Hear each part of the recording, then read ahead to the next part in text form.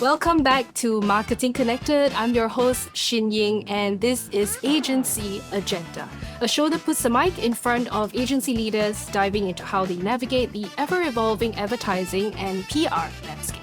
We have in the studio with us today HS Chung, the Asia Pacific CEO of Burson, a role she's recently moved into since the end of 2025. Prior to that, she was a North APAC CEO of Burson, once the merger between Hill and Knowlton and BCW was completed. Coming from Seoul, South Korea, Chung had an extensive career in both the agency and brand side before she founded Synergy Hill and Knowlton Strategies Korea, which was then acquired by WPP. Without further ado, HS, thank you for joining me in the studio today. Thank you for having me. It's a pleasure. Right, so this one, the first question is kind of to quell my own personal curiosity. What actually led you to start up Synergy Hill and Knowlton Korea? After working in several different agencies, we have DMB&B, we have McCann Erickson, and then you went to Ritz-Carlton Hotel, where you were the director of marketing and PR. So what made the light bulbs go off to start up your own agency, which you ran for, I think, a good 20 over years? Thank you. Thank you for asking me that. It is reminding me of the past, but In a good way, I hope. in a very good way. Yes, very much. So it was interesting to note that I've never really had a PR agency experience, both in the agency and also in-house. But when I looked at the future, because, whether it's small or big, however, as an entrepreneur who's trying to set up something, you try to at least imagine what it's going to be like in 10 years, 20 years from now. And because I do come from more of the marketing background back then, that I felt like maybe the future could more be in the communication area. And that just fundamentally attracted me to not just be one of them, but be different by opening up a public relations agency. I see. So fast forward to today. Okay. All the hard work you put in, here we are. You stepped into the APAC CEO role at the end of last year, expanding your remit from North Asia Pacific to the full region. What has been a priority for you so far in this new role of yours? Yes. Obviously, it's very important to understand the priority, but also setting that priority be known, not just by yourself, but with your people, so that you not only be obligated to follow your priorities, but also your people understand the priority so that it can be met. I find that very, very important. So before anything else, our priority was really to think like one, not as two, three, four. If you think about the agency system, there were times when we were separated into, even within the agency itself, into a special team, to a special practice, to a special work stream. But it was very important for us to really get the philosophy of the person. Why are we coming together? All of this into the system before we could even do anything. So that was, if I had to name just one, that was the first priority. As you look ahead in 2026, then, well, here we are in 2026 now for the full year then, what are some of the key agendas that you want to drive for Burson across APAC? I believe more than anything that we are experiencing a very good momentum. I know there's a lot of challenges from a macroeconomic perspective to how our industry is changing at the moment. So some people might think that's a challenge, but we really think that's also an opportunity. And I really wanted to opt into the opportunity area and really look at some of the priorities that we can undertake to be able to really leverage that opportunity. And clearly, there's couple priorities. First, before anything else, is really look at and be obsessed with the business environment our clients are in. Regardless of the sector or which industry, if you look at our clients, they are all facing changes. And that change is more than just structural change or change because of economic downturn. It's really a transformative change because they also have to change their business to transform into the future. And in the heart of that is where the AI comes in. So the second priority is not only to understand the clients and be obsessed about the situation they're in, to be able to really service them more effectively. But the second point is to be able to really lead in that AI space for communication, so that when clients turn to us, that we're able to lead them and pioneer this area. And I find that as an agency, we're the ones who have always been pioneering, not only because of our legacy and the history, but, there's just so much that we bring as Burson to really be looking into things that's industry leading. And I think in this AI space, that's definitely a priority area that we still want to continue to lead. And thirdly, it's really about not just setting these goals, but really how do we operationalize it and how do we act on it? So it's going back to, again, building that one collaborative culture and, everyone just being together as one team. I really love the word you used, obsessed. What does obsession with your client look like, actually? It's really putting yourself in their shoes. So a lot of, our industry actually is stressful because we have to work not by myself, but with so many different stakeholders, including clients who also are facing so many stakeholders. So many times, some of the tasks and the ask and the assignments, unless you really put yourself in the shoes of the client to fully understand why so, or why is this assignment being commissioned now? What would my client be feeling like at this moment? So rather than just taking the brief as it is, but really understanding the context and particularly the business context around what that means is really important to better understand what you need to deliver, but also to really help your client that, they're with a person or a team that really understands what they're going through. So I really feel that is sort of the mindset when I say obsessed. So that's one. Second one is delivering on result. That's being obsessed rather than just listening to clients. So when we say delivering on result, obviously every client is requesting that, whether that be something that they specifically identify, or sometimes they come with an ask without really fully understanding what the task's result may be. Yeah, or like what the end would look like. Correct. So, but at the end of the project or as you run that project, I think being obsessed is when the client feels they know that this will deliver something they have never expected or something that they were expecting even, but something so that you always know that you're providing that value to the client. I think that's also being very obsessed to the client. So on that note of being in the shoes of your clients, we'll come back to APAC and like the specific markets within that.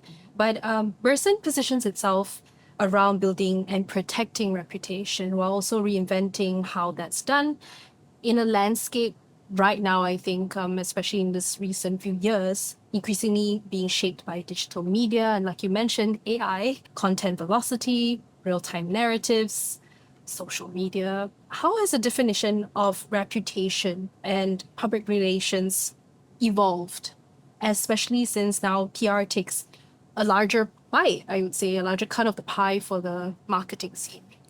I think reputation is something that, we've heard for many years. And, it is definitely a space that everybody will nod their heads that it's important. But it's really not until you're facing some challenge or you're in a crisis that a C-suite, for example, would all of a sudden talk about reputation. How much of this hurt our reputation? What's the damage? And it's not really about those moments, but it's now a DNA that runs across your business. That it's something that you need to build and protect throughout your business funnel, and that is such an important factor. That's become so real now because if you look at the macro environment of everything that's happening around us. So whether you're a C-suite or a director level or even a manager who's in charge of a certain task, the reality is everything's complex. that you're facing more than one stakeholders. There's more complexity to every business, to every task you do. Furthermore, there's that AI component that's now coming in. So people are sourcing information differently, but then that information itself is not being perceived very credibly because there's so many fake informations to just about so many noise per se. So how to identify what's real and what's true has now become a task, you know? And so more than ever, it's really important for any corporation or brand to really be able to, like 365 days a year, be able to really tap into understanding the reputation of your company, reputation of your brand, and see how are we managing that in this very volatile and complex environment. And that is going to impact on how people consume information about you. And Yeah. in a sense, it's also, for example, now we see there's like an AI summary of a search. So if you say you search a company, AI is gonna do all the searching for you, supposedly, and give you like a summary of what the company does. And I presume if the reputation of the company is solid, it's great, it's being well taken care of, whatever might get wrong in the AI summary or some false information kind of like slipped in there, the company would not go through any issues because they're gonna survive whatever Correct. false information. Correct. So I do believe there's many channel that people are perceiving reputation. So as you rightly say, people still search. Yeah. So that's through search channel, but then people also go to these new AI platforms and LLMs to search for information. But then they also get information from colleagues. They get information from friends. They get information from various channels. So how we define reputation, particularly in Burson, is that we have identified about 8 levers that runs across things like workplace, leadership, innovation, product, financial performance, you know, these elements that we feel is what's really building and protecting your reputation. And it's really more than just appearing well on a chat GPT, but really being able to manage your reputation across these levers. And to be able to actually do that, I think it's going to make a huge difference for any corporation to succeed. Very complex era. That was a very interesting report, actually. I read through it about 7.7 trillion Yes. global value of reputation. And like you mentioned, right, workplace as one of the levers. So moving on from there, yes, reputation is really big part of Burson. But the merger of Hill and Knowlton and BCW to form Burson was completed globally in 2024. Lots of news reports about that. South Korea went through the transformation a bit earlier in 2020, which you were very closely involved in. Correct. During periods of integration, what is the most critical for organizations, particularly given that whenever a merger happens, there's issues of job losses and redundancies that we often see. So how can companies rebuild trust after such exercises? I think it all comes down to having a clear vision and a strategy behind any merger. And for the top management to transparently communicating that to the people. Many times through that process, it could be in a one big go of an announcement, but it's really making sure that you are always, as I said, receiving that feedback of how the people are feeling and what are the area that they feel they need more to understand this change. You know, being able to actually go through those surveys, which we did, and being able to really tailor to that need to transparently communicate is actually going to be very important because the reality is it's not just the agency, but the business world is changing. The whole world is changing and transforming where businesses are going through such change. And in that process, obviously, there is going to be decisions that we may not like and we have to make as a business person or as a business itself. But how we manage that in the communication process is actually going to be important because, you know, our people need to understand why so and what this will bring without just being action per se. And I think that's a very critical part of of the process. Right. So internal communication. Yes. Don't let them hear it from elsewhere. Yeah. Hear it from the Hear company. from us first. Right. So every press release that we see post merger, no matter the agency, no matter like within the advertising or marketing industry, it talks about building synergy and culture. But what does that actually look like in practical terms, and what were some of the stumbling blocks that Burson has had to overcome post merger? So whether it's two coming together or three coming together, believe it or not, there could even be five coming together. I mean, it comes in various forms. But many people tend to wish and believe what they are used to can remain. But the reality is, we're doing all this to create a new culture. And I think that's very important to understand. So if you look from a history and legacy perspective, thanks to Harold Burson and, you know, the longevity of our history, we actually consider ourselves 1 year old. I think this year will be our 2 year old. This is a very important fact. We don't see ourselves as being the legacy 70-year-olds or Right. 65-year-olds because we are now creating a new culture.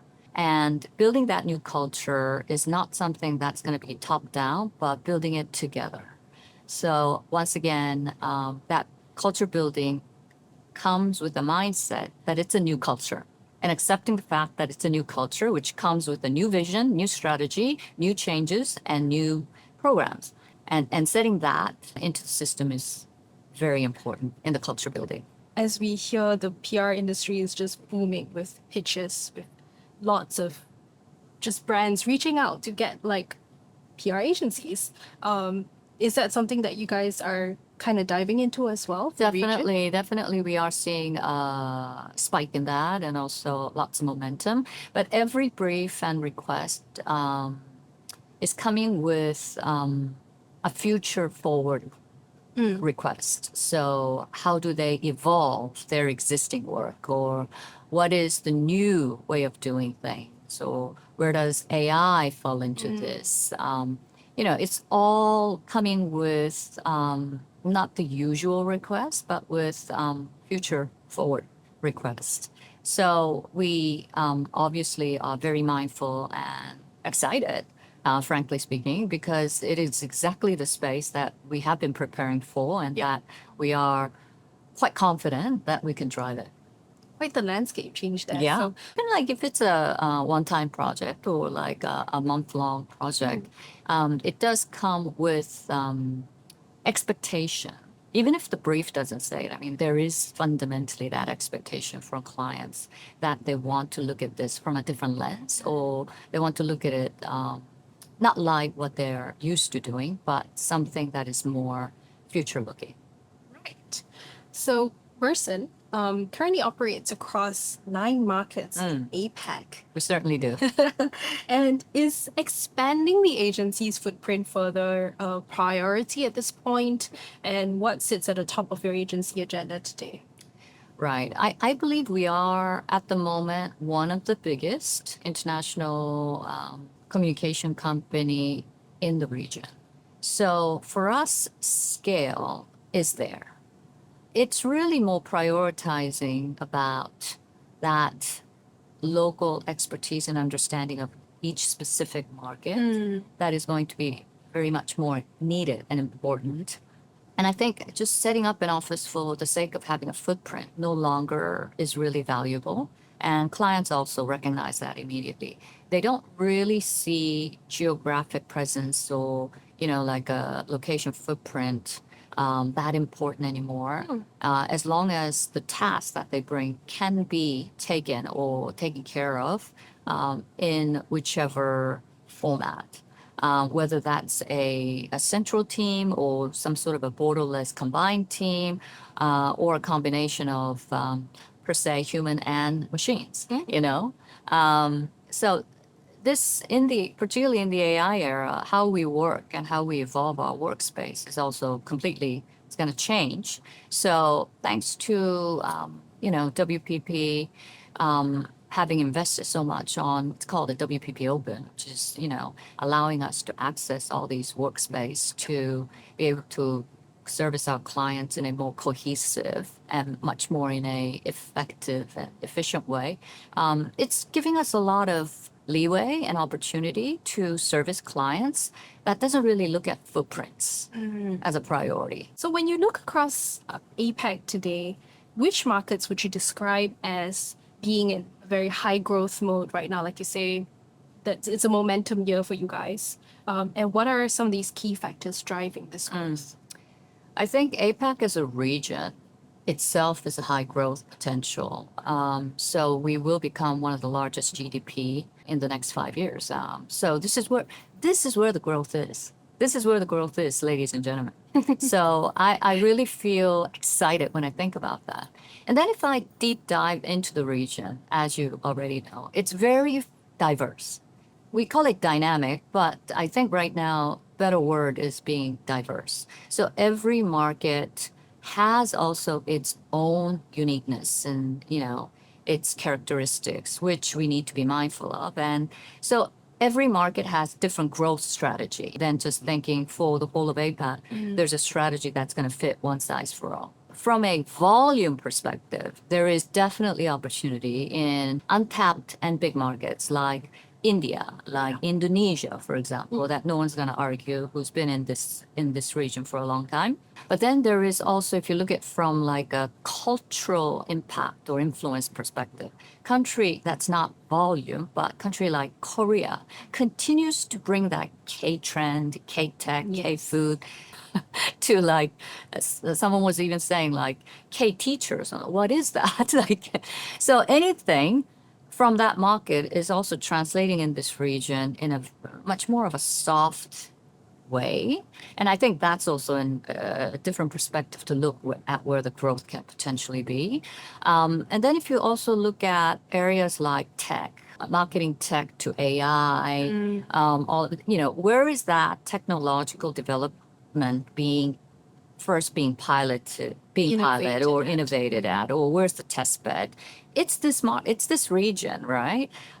So even like there's so many data scientists, for example, in places like Malaysia, people don't really recognize around the world, but that is a great location that you could sort of think about potentially where the engineers or the tech specialists could sit in. So it's all different in terms of the growth opportunity of different markets. So I think what's important is to really understand the region as a whole, but also dissect it and understand it individually and set a different growth strategy for these individual markets. And that's how I think how APAC can grow going forward.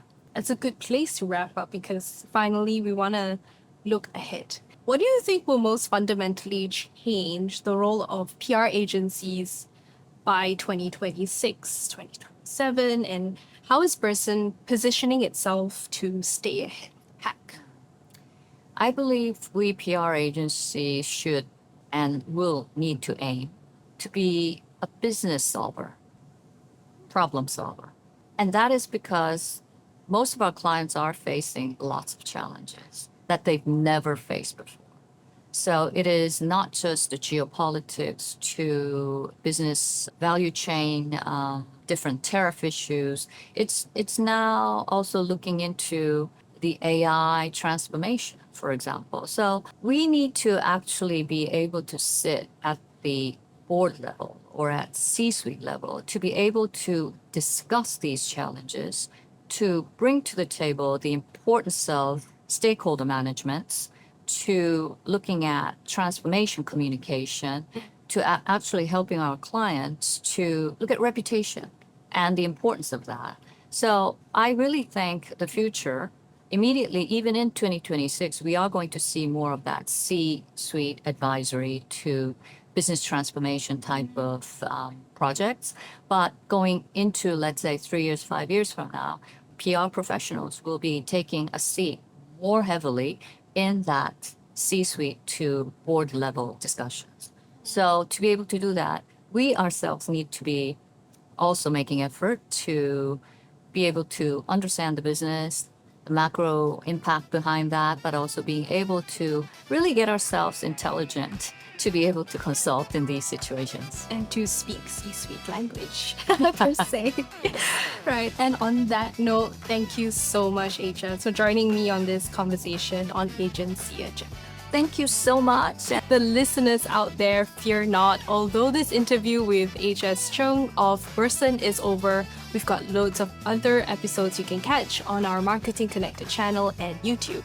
Once again, thank you for tuning in to Marketing Connected, brought to you by Marketing Interactive. Goodbye, everyone.